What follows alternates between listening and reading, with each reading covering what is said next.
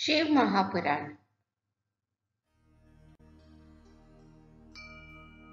ओम नमः शिवाय। श्री रुद्र संहिता प्रथम खंड भाग 2। ओम नमः शिवाय। ओम नमः शिवाय। 11वां अध्याय शिव पूजन की विधि तथा फल प्राप्ति। ऋषि बोले, हे सूत जी, अब आप हम पर कृपा करें, हमें ब्रह्मा जी व नारद के संवादों के अनुसार शिव पूजन की विधि बताइए, जिससे भगवान शिव प्रसन्न होते हैं। ब्राह्मण, क्षत्रिय, वैश्य और शूद्र आदि चारों वर्णों को शिव पूजन किस प्रकार करना चाहिए? आपने व्यास जी के मुख से जो सुना हो, कृपया हमें भी बताइए। महर्षियों के ये वचन सुनकर सूत जी ने ऋषियों द्वारा पूछे गए प्रश्नों का उत्तर देते हुए कहना आरंभ किया। सूत जी बोले, हे मुनीश्वर, जैसा आपने पूछा है वह बड़े रहस्य की बात है। मैंने इसे जैसा सुना है उससे मैं अपनी बुद्धि के अनुसार आपको सुना रहा हूँ। पूर्व काल में व्यास जी ने संत कुमार जी से यही प्रश्न किया था, फिर उपमन्यु जी ने भी इसे सुना था और इसे भगवान श्री कृष्ण को सुनाया था। वही सब मैं अब ब्रह्म नारद संवाद के रूप में आपको बता रहा हूँ। ब्रह्मा जी ने कहा, भगवान शिव की भक्ति सुखमय, निर्मल एवं सनातन रूप में है तथा समस्त मनोवांछित फलों को देने वाली है। यह दरिद्रता, रोग, दुख तथा शत्रु द्वारा दी गई पीड़ा का नाश करने वाली है।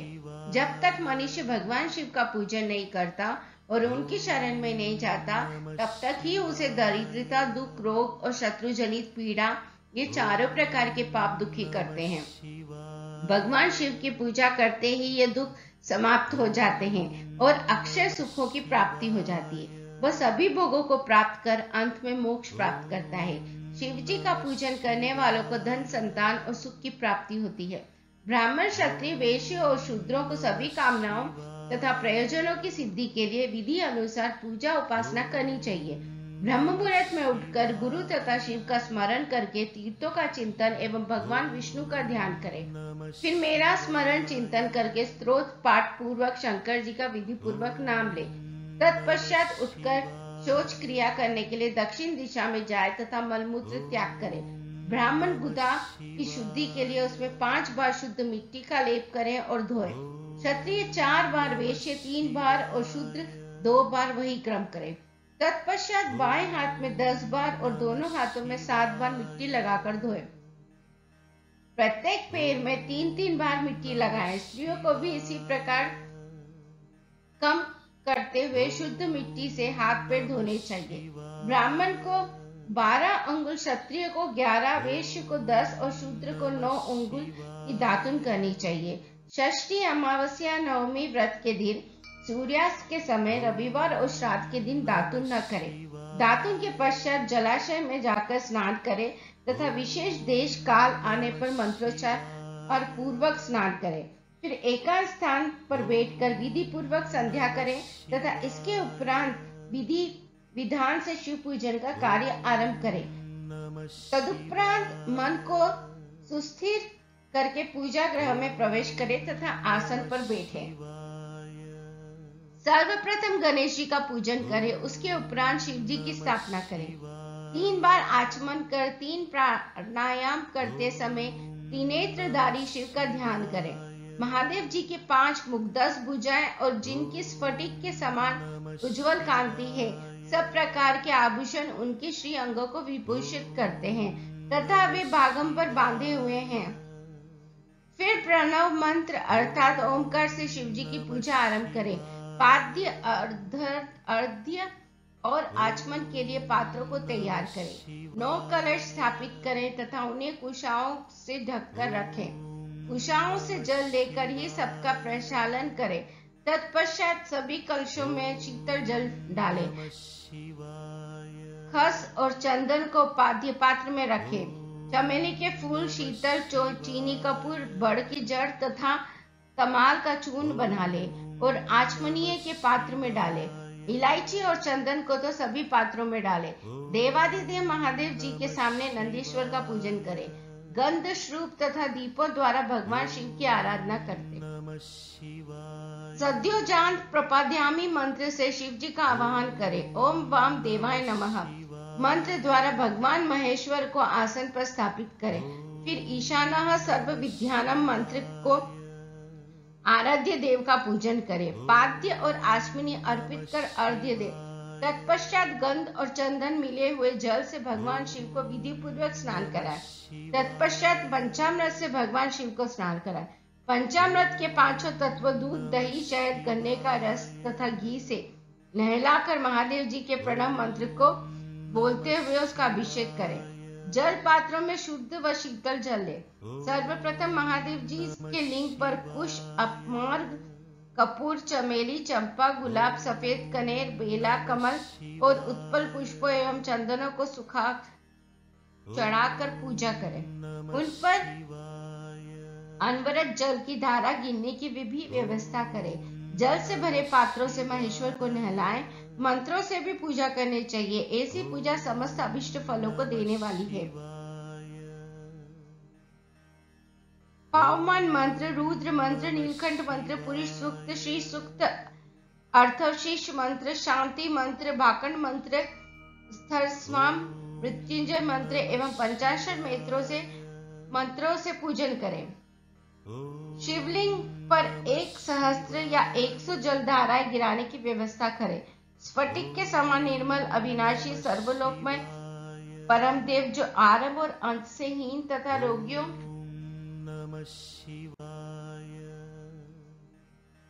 के औषधि के समान हैं, जिन्हें शिव के नाम से पहचाना जाता है एवं जो शिवलिंग के रूप में विख्यात है, उन भगवान शिव के मस्तक पर धूप, दीप, नैवेद्य और तांबूल आदि मंत्रों द्वारा अर्पित करें।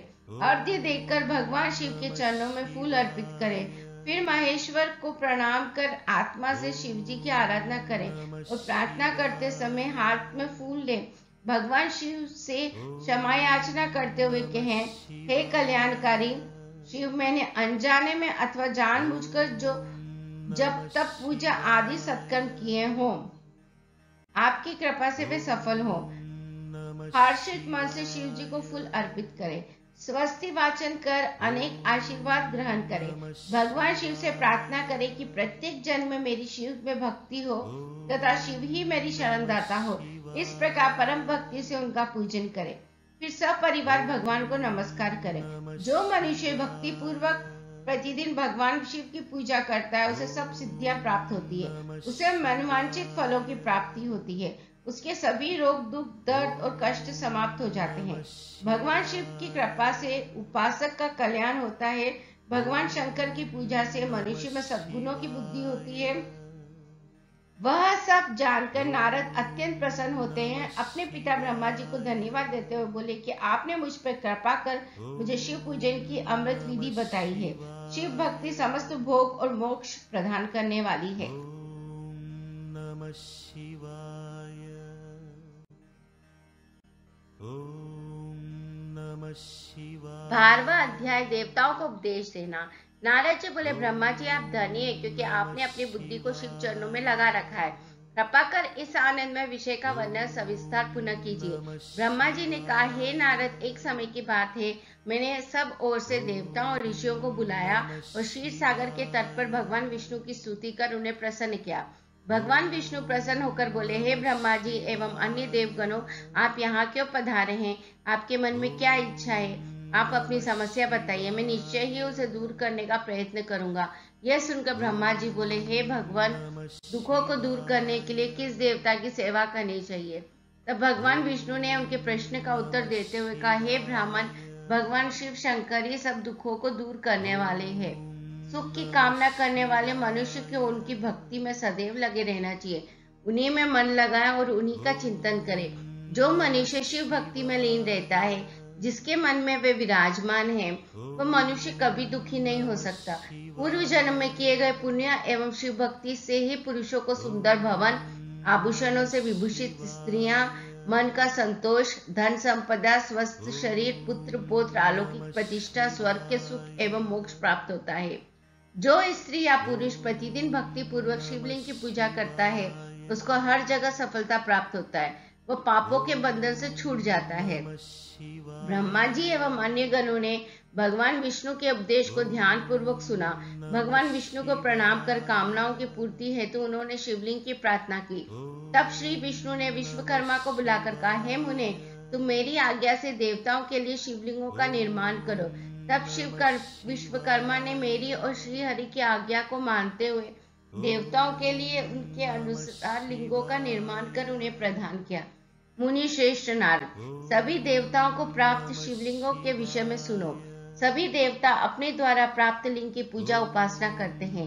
पद्म पराग मणि का लिंग इंद्र को, सोने का कुबेर को, पुखराज का धर्मराज को, श्याम वन का वरुण को, इंद्रमणि का विष्णु और ब्रह्मा जी हेमलय लिंग को प्राप्त कर उसका भक्ति पूर्वक पूजन करते हैं।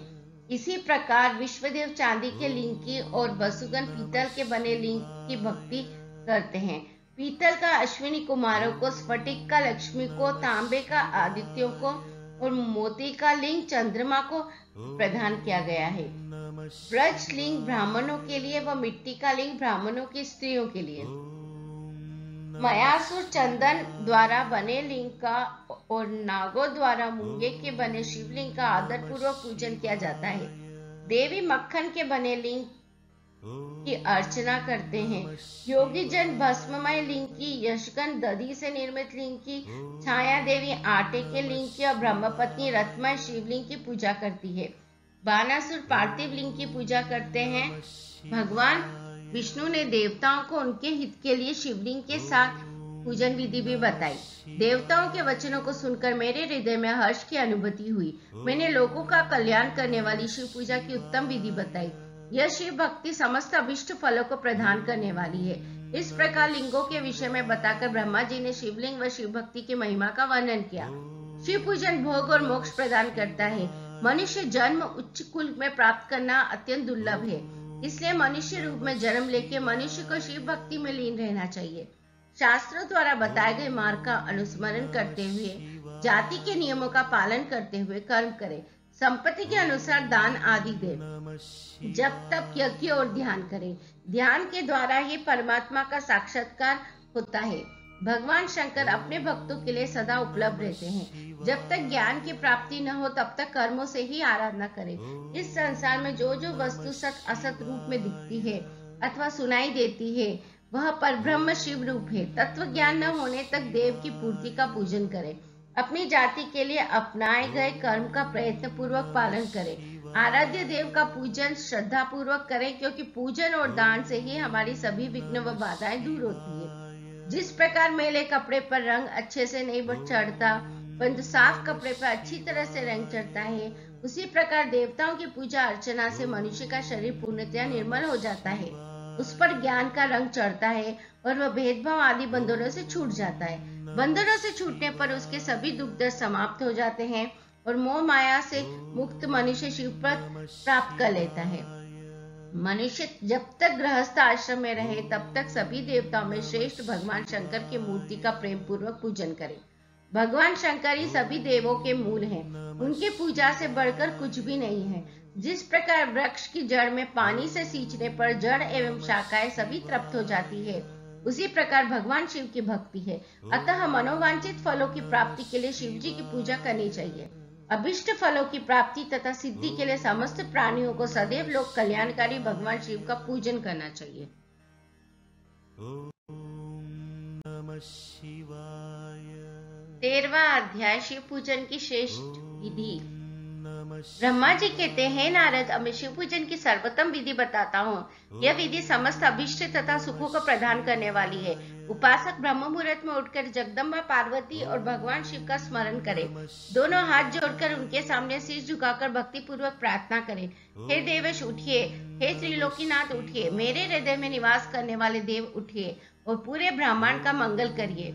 हे प्रभु, मैं धर्म अधर्म को नहीं जानता हूँ, आपकी प्रेरणा से ही मैं कार्य करता हूँ। फिर गुरु चरणों का ध्यान करते हुए कमरे से निकलकर शौच आदि से निवृत्त हो मिट्टी और जल से देह को शुद्ध करें। दोनों हाथों और पैरों को धोकर दातुन करें तथा 16 बार जल की अंजलियों से मुंह को धोए। ये कार्य सूर्योदय से पूर्व ही करें। हे देवताओं और ऋषियों, षष्ठी, प्रतिपदा, अमावस्या, नवमी और रविवार के दिन दातुन न करें। नदी अथवा घर में समय में स्नान करें। मनुष्य को देश और काल के विरुद्ध स्नान नहीं करना चाहिए। रविवार, श्राद्ध, संक्रांति, ग्रहण, महादान और उपवास वाले दिन गर्म जल में स्नान न करें। क्रम से वारों को देखकर ही तेल लगाएं। जो मनुष्य नियम पूर्वक रोज तेल लगाता है उसके लिए तेल लगाना किसी भी दिन दूषित नहीं है। सरसों के तेल का ग्रहण के दिन प्रयोग में न लाएं। इसके उपरांत स्नान पूर्व या उत्तर की ओर मुख करके करें। स्नान के उपरांत स्वच्छ अर्थात धुले हुए वस्त्र को धारण करें। दूसरों के पहने हुए अथवा रात में सोते समय पहले वस्त्रों को बिना धुले धारण न करें। स्नान के बाद पितरों एवं देवताओं को प्रसन्न करने हेतु तर्पण करें। उसके बाद धुले हुए वस्त्र धारण करें और आचमन करें। पूजा हेतु स्थान को गोबर आदि से लीपकर शुद्ध करें। वहां लकड़ी के आसन की व्यवस्था करें। ऐसा आसन अभिष्ट फल देने वाला होता है। उस आसन पर बिछाने के लिए मृग अर्थात हिरण की खाल की व्यवस्था करें। उस पर बैठकर भस्म से त्रिपुंड लगाएं। त्रिपुंड से जब तप तथा दान सफल होता है, त्रिपुंड लगाकर रुद्राक्ष धारण करें। तत्पश्चात मंत्रों का उच्चारण करते हुए आचमन करें। पूजा सामग्री को एकत्र करें। फिर जल, गंध और अक्षत के पात्र को दाहिने भाग में रखें। फिर गुरु की आज्ञा लेकर और उनका ध्यान करते हुए सब परिवार शिव का पूजन करें। विघ्न विनाशक गणेश जी का बुद्धि सिद्धि सहित पूजन करें। ओम गणपति नमः का जाप करके उन्हें नमस्कार करें तथा क्षमा याचना करें। कार्तिक एवं गणेश जी का एक साथ पूजन करें तथा उन्हें बारंबार नमस्कार करें। फिर द्वार पर स्थित लंबोदर नामक द्वारपाल की पूजा करें। तत्पश्चात भगवती देवी की पूजा करें। चंदन, कुमकुम, धूप, दीप और नैवेद्य से शिव जी का पूजन करें। प्रेम पूर्वक नमस्कार करें। अपने घर में मिट्टी, सोना, चांदी, धातु या अन्य किसी धातु की शिव प्रतिमा बनाएं। भक्ति पूर्वक शिव जी की पूजा कर उन्हें नमस्कार करें। मिट्टी का शिवलिंग बनाकर विधि पूर्वक उसकी स्थापना करें तथा उसकी प्राण प्रतिष्ठा करें। घर में भी मंत्रोच्चार करते हुए पूजा करनी चाहिए। पूजा उत्तर की ओर मुख करके करनी चाहिए। आसन पर बैठकर गुरु को नमस्कार करें। अर्घ्य पात्र से शिवलिंग पर जल चढ़ाएं। शांत मंत्र से पूर्ण श्रद्धावान होकर महादेव जी का आवाहन इस प्रकार करें। जो कैलाश के शिखर पर निवास करते हैं और पार्वती देवी के पति हैं, जिनके स्वरूप का वर्णन शास्त्रों में है, जो समस्त देवताओं के लिए पूजित हैं, जिनके 5 मुख, 10 हाथ तथा प्रत्येक मुख पर 3-3 नेत्र हैं, जो सिर पर चंद्रमा का मुकुट और जटा धारण किए हुए हैं, जिनका रंग कपूर के समान है, जो पाक की खाल बांधते हैं, जिनके गले में वासुकी नामक नाग लिपटा है, जो सभी मनुष्यों को शरण देते हैं और सभी भक्तगण जिनकी जय जयकार करते हैं, जिनका सभी वेद और शास्त्रों में गुणगान किया गया है। ब्रह्मा विष्णु जिनकी स्तुति करते हैं, जो परम आनंद देने वाले तथा भक्त वत्सल हैं, ऐसे देवों के देव महादेव भगवान शिव जी का मैं आवाहन करता हूँ। इस प्रकार आह्वान करने के पश्चात उनका आसन स्थापित करें। आसन के बाद शिव जी को पाद्य एवं अर्घ्य दे। पंचामृत के द्रव्य द्वारा शिवलिंग को स्नान कराएं तथा मंत्रों सहित द्रव्य अर्पित करें। स्नान के पश्चात सुगंधित चंदन का लेप करें तथा सुगंधित जल धारा से उनका अभिषेक करें। फिर आचमन कर जल दें और वस्त्र अर्पित करें। मंत्रों द्वारा भगवान शिव को तिल, जौ, गेहूं, मूंग और उड़द अर्पित करें। पुष्प चढ़ाएं। शिव जी के प्रत्येक मुख पर कमल, शतपत्र, शंख पुष्प, धतुरा, मंदार, द्रोण पुष्प, तुलसी दल तथा बेलपत्र चढ़ाकर पराभक्ति से महेश्वर की विशेष पूजा करें। बेलपत्र समर्पित करने से शिव जी की पूजा सफल हो जाती है। तत्पश्चात सुगंधित चूर्ण तथा सुवासित तेल बड़े हर्ष के साथ भगवान शिव को अर्पित करें। गुगुल और अगरू की धूप दे। घी का दीपक जलाए। प्रभु शंकर, आपको हम नमस्कार करते हैं। आप आरती को स्वीकार करके मुझे रूप दीजिए, यश दीजिए और भोग व मोक्ष रूपी फल प्रदान कीजिए। यह कहकर आरती अर्पित करें। नैवेद्य व तांबुल अर्पित करें। 5 पत्ती की आरती करें। 4 बार पैरों में, 2 बार नाभि के समान, 1 बार मुख के सामने तथा संपूर्ण शरीर में 7 बार आरती दिखाएं। तत्पश्चात शिव जी की परिक्रमा करें। हे प्रभु शिव शंकर, मैंने अज्ञान से अथवा जानबूझकर जो पूजन किया है वह आपकी कृपा से सफल हो। हे भगवान, मेरे प्राण आप में लगे हैं। मेरा मन सदा आपका ही चिंतन करता है। हे गौरीनाथ, भूतनाथ, आप मुझ पर प्रसन्न होइए। प्रभु, जिनके पेट लड़खड़ाते हैं उनका आप ही एकमात्र सहारा है।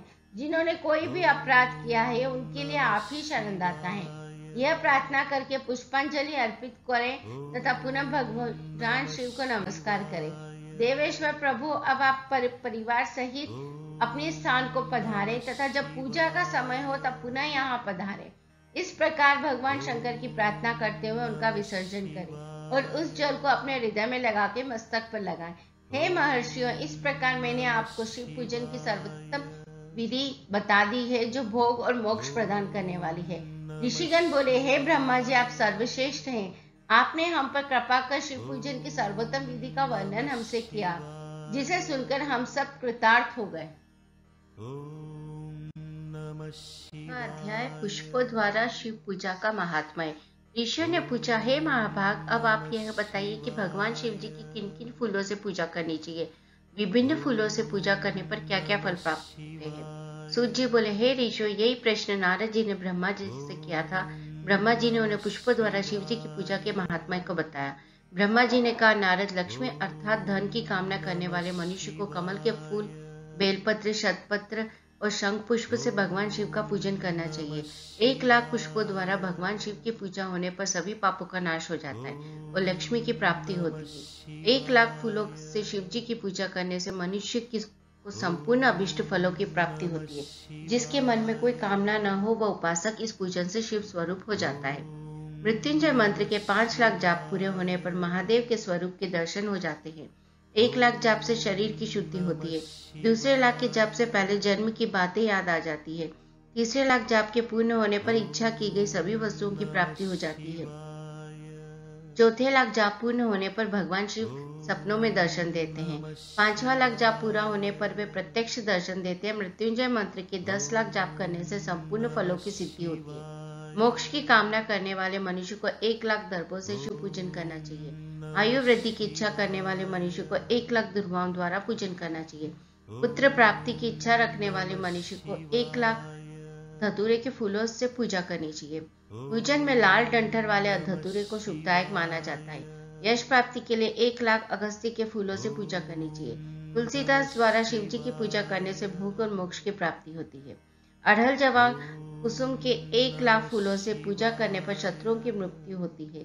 1,00,000 करवीर के फूलों से शिव पूजन करने पर समस्त रोगों का नाश हो जाता है। दोपहरिया के फूलों के पूजन से आभूषण तथा चमेली के फूलों से पूजन करने से वाहन की प्राप्ति होती है। अलसी के फूलों से शिव पूजन करने से विष्णु जी भी प्रसन्न होते हैं। बेलों के फूलों से अर्घ्य देने पर अच्छे जीवन साथी की प्राप्ति होती है।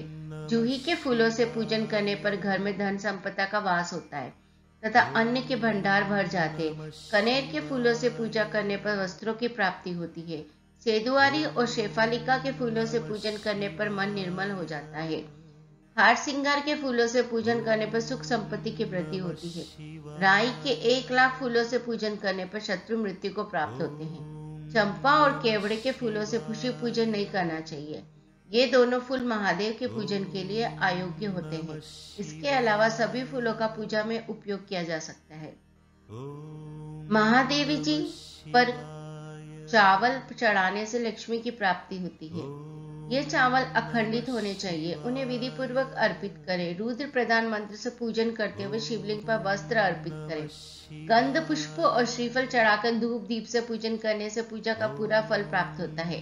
उसी प्रांगण में 12 ब्राह्मणों को भोजन कराएं। इससे सांगोपांग पूजा संपन्न होती है। 1,00,000 तिलों से शिव जी का पूजन करने पर समस्त दुखों और क्लेशों का नाश होता है। जौ के दाने चढ़ाने पर स्वर्गीय सुख की प्राप्ति होती है। गेहूं के बने भोजन से लाख पर शिव पूजन करने से संतान की प्राप्ति होती है। मूंग से पूजन करने पर उपासक को धर्म, अर्थ और काम भोग की प्राप्ति होती है तथा वह पूजा समस्त सुखों को देने वाली है। उपासक को निष्काम होकर मोक्ष की प्राप्ति के लिए भगवान शिव की पूजा करनी चाहिए। भक्ति भाव से विधि पूर्वक शिव की पूजा करके जलधारा समर्पित करनी चाहिए। शतरुद्रीय मंत्र से एकादश रुद्र जप, सुक्त, पंडक, महामृत्युंजय और गायत्री मंत्र में नमन लगाकर नामों से अथवा प्रणव ओम मंत्र द्वारा शास्त्रोक्त मंत्र से जलधारा शिवलिंग पर चढ़ाए। धारा पूजन से संतान की प्राप्ति होती है। सुख और संतान की वृद्धि के लिए जलधारा का पूजन उत्तम होता है। उपासक को भस्म धारण प्रेम पूर्वक शुभ एवं दिव्य द्रव्य द्वारा शिव पूजन कर उनके सहस्त्रों नामों का जाप करते हुए शिवलिंग पर घी का धारा चढ़ानी चाहिए। इससे वंश का विस्तार होता है। 10,000 मंत्रों द्वारा इस प्रकार किया गया पूजन रोगों को समाप्त करता है तथा मनोवांछित फल की प्राप्ति होती है। नपुंसक पुरुष को शिव जी की पूजन घी से करना चाहिए। ब्राह्मणों को भोजन कराना चाहिए और प्रजापत्य का व्रत रखना चाहिए। बुद्धिहीन मनुष्य को दूध में शक्कर मिलाकर इसकी धारा शिवलिंग पर चढ़ानी चाहिए। इससे भगवान प्रसन्न होकर उत्तम बुद्धि प्रदान करते हैं। यदि मनुष्य का मन उदास रहता हो, जी उछट जाए, कहीं भी प्रेम न रहे, दुख बढ़ जाए तथा घर में सदैव लड़ाई रहती हो, तो मनुष्य को शक्कर मिश्रित दूध 10,000 मंत्रों का जाप करते हुए शिवलिंग को अर्पित करना चाहिए। खुशबू वाला तेल चढ़ाने पर भोगों की वृद्धि होती है। यदि शिव जी पर शहद चढ़ाया जाए तो टीबी जैसा रोग भी समाप्त हो जाता है। शिव जी को गन्ने का रस चढ़ाने से आनंद की प्राप्ति होती है। गंगा जल को चढ़ाने से भोग और मोक्ष की प्राप्ति होती है। उपरोक्त वस्तुओं को अर्पित करते समय मृत्युंजय मंत्र के 10,000 जाप करने चाहिए और 11 ब्राह्मणों को भोजन कराना चाहिए। इस प्रकार शिव जी की विधि सहित पूजा करने से पुत्र पौत्रादि सहित सब सुखों को भोगकर अंत में शिवलोक की प्राप्ति होती है। ॐ नमः शिवाय। ॐ नमः शिवाय। 15वां अध्याय सृष्टि का वर्णन। नारद जी ने पूछा, हे पितामह, आपने बहुत सी ज्ञान बढ़ाने वाली उत्तम बातों को सुना है। कृपया इसके अलावा और भी जो आप सृष्टि एवं उससे संबंधित लोगों के बारे में जानते हैं हमें बताने की कृपा करें। ब्रह्मा जी बोले, मुने, हमें आदेश देकर जब महादेव जी ने अंतर्धान हो गए तो मैं उनके आज्ञा का पालन करते हुए ध्यानमग्न होकर अपने कर्तव्य के विषय में सोचने लगा। उस समय भगवान श्री हरि विष्णु से ज्ञान प्राप्त कर मैंने सृष्टि की रचना करने का निश्चय किया। भगवान विष्णु मुझे आवश्यक उपदेश देकर वहां से चले गए। भगवान शिव की कृपा से ब्राह्मण से बाहर वैकुंठ धाम में जा पहुंचे, वहीं निवास करने लगे। सृष्टि की रचना करने के उद्देश्य से मैंने भगवान शिव और विष्णु का स्मरण करके जल को हाथ में लेकर ऊपर की ओर उछाला। इससे वहां एक अंड प्रकट हुआ जो 24 तत्वों का समूह कहा जाता है। वह विराट आकार वाला अंड जड़ रूप में था। उसे चेतनता प्रदान करने हेतु मैं कठोर तप करने लगा और 12 वर्षों तक तप करता रहा। तब श्री हरि विष्णु स्वयं प्रकट हुए। प्रसन्नता पूर्वक बोले। श्री विष्णु ने कहा, ब्राह्मण, मैं तुम पर प्रसन्न हूँ, जो इच्छा हो वह वर मांग लो। भगवान शिव की कृपा से मैं सब कुछ देने में समर्थ हूँ। ब्रह्मा बोले, महाभाग, आपने मुझ पर बड़ी कृपा की। भगवान शंकर ने मुझे अपने हाथों में सौंप दिया है। आपको मैं नमस्कार करता हूँ। कृपा कर इस विराट 24 तत्व से बने अंड को चेतना प्रदान कीजिए। मेरे ऐसा कहने पर श्री विष्णु ने अनंत रूप धारण कर अंड में प्रवेश किया। उस समय उनका सहस्त्र मस्तक, सहस्त्र आंखें और सहस्त्र पेट थे। उनके अंड में प्रवेश करते ही वह चेतन हो गए। पाताल से सत्यलोक तक अंड के रूप में महाविष्णु भगवान विराजने लगे। अंड में विराजमान होने के कारण विष्णु जी वैराज पुरुष कहलाए। पंचमुख महादेव ने अपने निवास हेतु कैलाश नगर का निर्माण किया। देवर्षि संपूर्ण ब्रह्मांड का नाश होने पर भी वैकुंठ और कैलाश अमर रहेंगे, अर्थात इनका नाश नहीं हो सकता। महादेव जी की आज्ञा से ही मुझ में सृष्टि की रचना करने की इच्छा उत्पन्न हुई है। अनजाने में ही मुझसे तमोगनी सृष्टि की उत्पत्ति हुई, जिसे अविद्या पंचक कहते हैं। उसके पश्चात भगवान शिव की आज्ञा से स्थावर संगीत वृक्ष, जिसे पहला सर्ग कहते हैं, का निर्माण हुआ, परंतु पुरुषार्थ का साधक नहीं था। अतः दूसरा सर्ग तीर्थ का स्रोता प्रकट हुआ। यह दुखों से भरा हुआ था, तो ब्रह्मा जी द्वारा ऊर्ध्वा स्रोता नामक तीसरे स्वर्ग की रचना की गई। यह सात्विक सर्ग देव सर्ग के नाम से प्रसिद्ध हुआ। यह सर्ग सत्यवादी तथा परम सुखदायक है। इसकी रचना के उपरांत मैंने पुनः शिव चिंतन आरंभ कर दिया। तब एक रजोगुनी सृष्टि का आरंभ हुआ जो उर्वाक स्रोता नाम से विख्यात हुआ। इसके बाद मैंने 5 विकृत सृष्टि और 3 प्राकृत सर्गों को जन्म दिया। पहला महत्व, दूसरा भूतों और तीसरा वैकारिक सर्ग है। इसके अलावा 5 विकृत सर्ग हैं। दोनों को मिलाकर कुल 8 सर्ग होते हैं। नवा कुमार सर्ग है, जिससे सनत सनंदन कुमारों की रचना हुई है। सनत आदि मेरे 4 मानस पुत्र हैं, जो ब्रह्मा के समान हैं। वे महान व्रत का पालन करने वाले, वे संसार से विमुख एवं ज्ञानी हैं। उनका मन शिव चिंतन में लगा रहता है। मुनि नारद मेरी आज्ञा पाकर भी उन्होंने सृष्टि के कार्य में मन नहीं लगाया। इससे मुझ में क्रोध प्रवेश कर गया। तब भगवान विष्णु ने मुझे समझाया, भगवान शिव की तपस्या करने के लिए कहा। मेरी घोर तपस्या से मेरी भुहों और नाक के मध्य भाग से महेश्वर की 3 मूर्तियां प्रकट हुई, जो पूर्णशः सर्वेश्वर एवं दया सागर थी, और भगवान शिव का अर्धनारीश्वर रूप प्रकट हुआ। जन्म मरण से रहित परम तेजस्वी सर्वज्ञ नीलकंठ साक्षात उमा वल्लभ भगवान महादेव के साक्षात दर्शन कर मैं धन्य हो गया। मैंने भक्ति भाव से उन्हें प्रणाम किया और उन्हें प्रसन्न करने के लिए उनकी स्तुति करने लगा। तब मैंने उनसे जीवों की रचना करने की प्रार्थना की। मेरी प्रार्थना स्वीकारते हुए देवादिदेव भगवान शिव ने रुद्र ग्रहणों की रचना की। तब मैंने उनसे पुनः कहा, देवेश्वर शिव शंकर, अब आप संसार के मोह माया में लिप्त ऐसे जीवों की रचना करें जो मृत्यु और जन्म के बंधन में बंधे हो। यह सुनकर महादेव जी हंसते हुए कहने लगे। शिव जी ने कहा, हे ब्रह्म, मैं जन्म और मृत्यु के भय में लिप्त जीवों की रचना नहीं करूंगा, क्योंकि वे जीव संसार रूपी बंधन में बंधे होने के कारण दुखों से युक्त होंगे। मैं सिर्फ उनका उद्धार करूंगा, उन्हें परम ज्ञान प्रदान कर उनके ज्ञान का विकास करूंगा। हे प्रजापति, इन जीवों की रचना आप करें।